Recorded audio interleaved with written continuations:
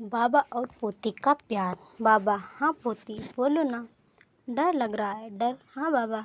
क्यों? डर क्यों? बाबा: हाँ बेटा, बोलो ना। क्यों डर लग रहा है? मम्मी और पापा में फिर से झगड़ा हुआ। कई दिन हो गए, बातचीत बंद है। दोनों अलग अलग ऑफिस जाते हैं। कार वैसे ही खड़ी रहती है, उस पर कोई नहीं चढ़ता। दोनों अलग अलग होटलों में खाना खाकर घर आते हैं। मेरा खाना आया बनाती है, पापा उसे पैसे देते हैं। मम्मी मुझे बहुत पैसे देती है, मगर मैं पैसे नहीं लेती हूँ। बाबा: मैं पैसे लेकर क्या करूँगी? बाबा: मुझे डर लगता है। किस बात का डर? बात तो मैं नहीं समझ पा रही हूँ। रोती क्यों? मत रो, चुप हो जा। तू रोएगी तो मैं भी रोने लगूँगा। बाबा: हाँ पोती। बाप आप भी रोने लगे? नहीं पोती, मैं रो कहाँ रहा हूँ। धत पगली। बाबा की यह बात सुन लड़की रोते रोते हंसने लगती है। बाबा: पोती, आपका दादा, आपकी दादी माँ से झगड़ा क्यों नहीं होता? होता है, खूब होता है। नहीं होता है, बस झगड़ा नहीं। आप मुझे बहका रहे हैं। विश्वेश्वर जी को लगा कि अगर पोती ने अब ऐसा ही कोई और सवाल पूछ लिया तो उनकी रुलाई जोर से फूट पड़ेगी। उन्होंने खुद को संभालते हुए कहा, अभी फ़ोन रखो, बाद में बात करेंगे। यह कहते हुए उन्होंने फ़ोन रख दिया। फ़ोन रखकर जब वे पीछे मुड़े तो उनके सामने बालक कमरे में पत्नी दिखाई दी। वह उन्हें की तरफ देख रही थी। विश्वेश्वर जी ने उनके चेहरे पर छलछलाती करुणा देखकर डर गए। वे बाहर दलान की तरफ चले गए और एकांत में कुर्सी पर बैठ गए। इधर कुछ दिनों में स्वाति अर्थात उनकी बही पोती बार बार फ़ोन पर ऐसी बातें करती है। वे हर बार जैसे तैसे सारी बातें समझते हैं। कुछ पूछ लेते हैं। पूछने में उन्हें कष्ट होता है, पर हर बार कष्ट सहते हुए भी वे कुछ कुछ पूछते हैं। हर बार वे पत्नी से डरते हैं कि कहीं वह फ़ोन पर हुई बातें सुन ना ले, पर वह इस फ़ोन के दूसरे सेट पर सारी बातें सुन लेती है और उसके तुरंत बाद पत्नी का सामना करना विश्वेश्वर जी के लिए मुश्किल हो जाता है। इसलिए पोती से फ़ोन पर बात करने के बाद वे एकांत खोजते हैं, पर यह एकांत भी उन्हें कितनी देर उपलब्ध रहता। घर में बस ये दो ही प्राणी तो होते हैं। विश्वेश्वर जी जब पत्नी के सामने पोती की चर्चा नहीं करते, वह भी कुछ नहीं पूछते। वह उनका स्वभाव है। वे अल्पसात भाषणी हैं, मधुर बोलती हैं। विश्वेश्वर जी को सारी जिंदगी इसी बात का आश्चर्य रहा कि उनकी पत्नी की बातचीत से, उनका व्यवहार या काम से वह यह अंदाज नहीं लगा पाए कि वे गुस्सा में हैं या उनके मन में एक सघन तृप्तिकांक्षा रहती है। किसी की पत्नी कैसे रूठती है और पति उसे कैसे मनाता है। ओह, रूठी पत्नी को मनाने का अद्भुत आनंद है।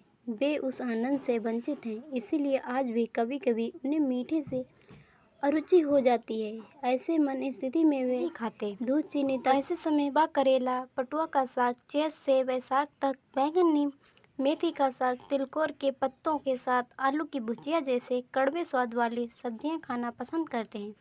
पति की ऐसी रुचि देखकर पत्नी मुस्कुराती रहती है। उस समय पत्नी की वह मुस्कुराहट उन्हें चीनी के दानों की तरह बहुत सख्त प्रतीत होती है।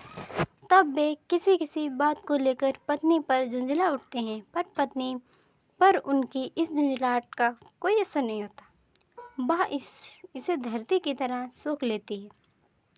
तब पत्नी उन्हें सब कुछ सह जाने वाली धरती की तरह लगती है। वे उनके प्रति संवेदना से भर उठते हैं। फिर उन्हें मीठा अच्छा लगने लगता है। परंतु पत्नी का वह शांत मुस्कुराता चिरस्थायी भाव आजकल पोती की बातों के कारण अस्थिर हो गया है। इतना भी नहीं, पता नहीं आजकल क्या हो गया है कि फ़ोन पर पोती की बातें सुनकर या उस चिंता में अन्य समय भी पत्नी की आंखों में आंसू आ जाते थे।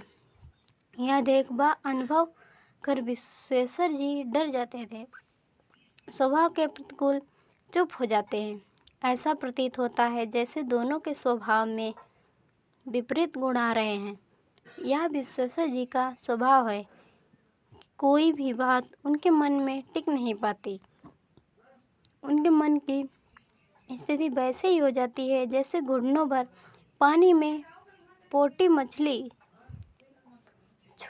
छोटी मछली की एक किस्म तेजी से इधर उधर भागती रहती है। इस पर कभी कभी पत्नी कहती भी है, आपको तो बस कुछ सुनने भर की देर है, और इसी में वे पत्नी को चिढ़ाने का पूरा आनंद उठाने की कोशिश करते हैं। वे करें भी क्या, इससे ज़्यादा बाप बोलेगी नहीं, ना ही अपने हाव भाव से ऐसा मनोभाव प्रकट होने देगी। किसी को चिढ़ाकर मज़ा लेने की आदत तो विश्वेश्वर जी को बचपन से ही है। उन्हें याद आते हैं बचपन के दिन। वे बच्चे थे, सभी भाई बहन खाना खाने एक साथ बैठते थे। जिस दिन मछली भात बनता था उस दिन का मज़ा ही कुछ और था।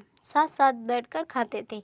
विश्वेश्वर जी भात और मछली की तरी खाते और मछली का टुकड़ा बचा कर रखते। उनकी माँ यह देखकर क्रोध में आ जाती थी। बोलती, तू मछली क्यों नहीं खाता, खा मछली। वह जिद पकड़ लेती। पिता सुनते तो बोलते, क्या हुआ पिता, मछली अच्छी नहीं लगती। अच्छी क्यों नहीं लगेगी, जब सभी खा लेंगे तब यह खाना शुरू करेगा। ओह, जिस तरह खाता है, खाने दो, आप नहीं समझेंगे क्या, बाद में खाकर यह सबको चढ़ाना शुरू करेगा। पिता हंसने लगते, बोलते, लड़का शैतान है। वैसे बचपन में मैं भी यही करता था, आप तो अब भी ऐसा ही करते हैं। माँ मुस्कुराते हुए भी गुस्सा हो जाती। माँ के गुस्से पर पिता हंसते हंसते लोट पोट हो जाते थे। तब माँ का पहरा और चढ़ता था। वे भी क्या दिन थे। विश्वेश्वर जी को वे दिन अच्छे लगते थे, विशेष रूप से तब जब माँ लाड से उन पर गुस्सा करती तो विश्वेश्वर जी भी पिता के साथ हंसने लगते थे। माँ क्रूर द्रोह होकर उन्हें एक चांटा जड़ देती थी, पर इन्हें चांटा कहाँ लगती थी। वे तो खी खी करते हंसते हुए माँ से दूर भाग जाते थे। उन्हें जीवन के वे पल अब भी याद हैं, और वे स्मृतियाँ आज भी मन को आनंदित और करुणा से भर देती हैं। वे स्वयं में महसूस करते हैं कि चिढ़ाने की उनकी बचपन की आदत अब भी उनमें मौजूद है, पर अभी वे पोती की बातों और उनकी जीवन दशा सोचकर विचलित हो जाते हैं। इस विचलित में दोनों का स्वभाव अपने अपने मूल स्वभाव से विपरीत होता जा रहा है।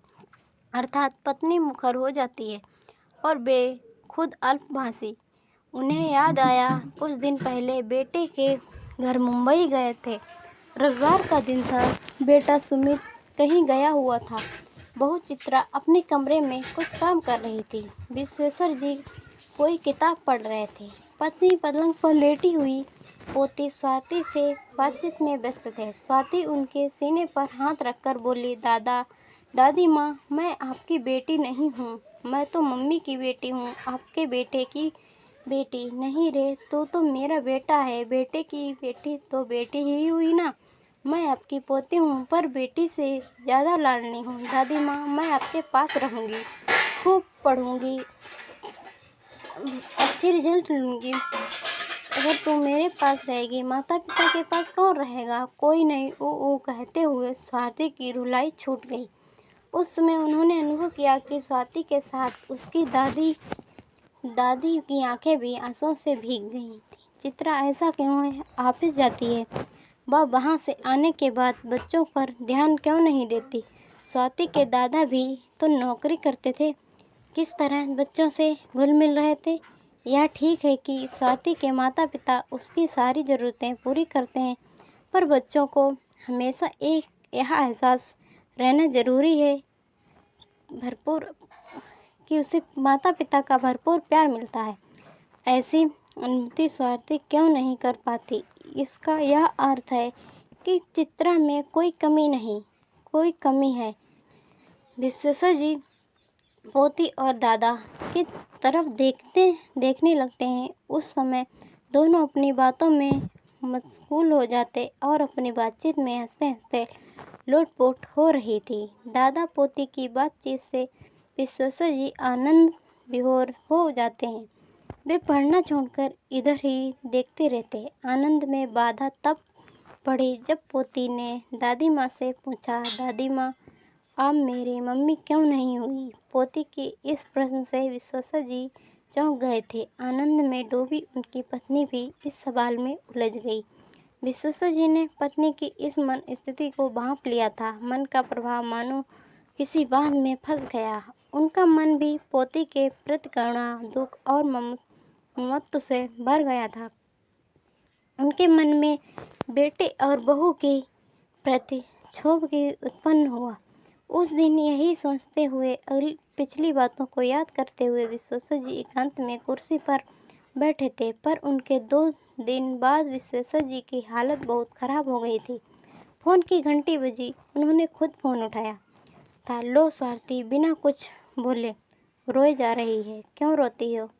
क्या हुआ बाबा? हाँ पोती। बाबा हाँ हाँ बोलो बेटा बोलो ना। पापा मम्मी मुझे हॉस्टल भेज रहे हैं। तो क्या हुआ? हॉस्टल बहुत अच्छा होता है। उसमें अपने स्कूल के सभी बच्चे होते हैं।